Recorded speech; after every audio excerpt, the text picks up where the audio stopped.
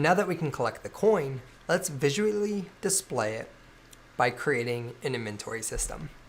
So open up your game folder here in your project view. You'll notice we have a sprites folder. We have an inventory slot background sprite, and then we also have a coin sprite.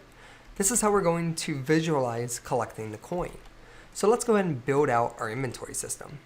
Inside your canvas in the hierarchy, right-click, UI, image. This is going to be our inventory background. Go ahead and rename it to inventory BG.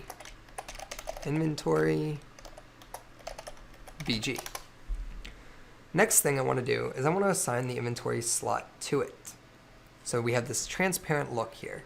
I'm going to go ahead and cut this in half to about 50 by 50. Let's anchor it to the bottom left. And then let's go ahead and actually position it to where we want.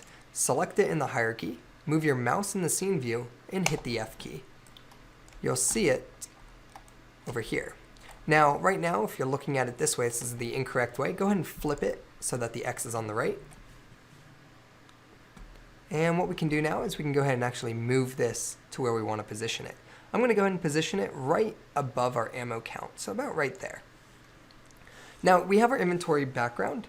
What I want to do next is add our actual coin, which is going to be a child of the inventory background. So go ahead and call this coin. Go ahead and add the coin to the source image.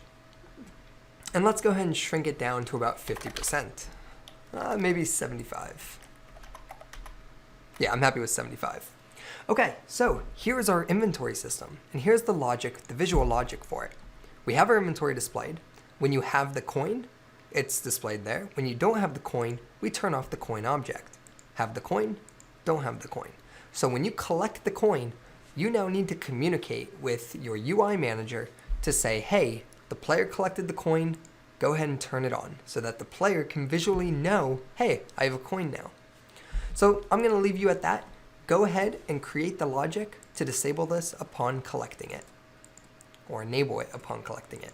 I'll see you in the challenge review.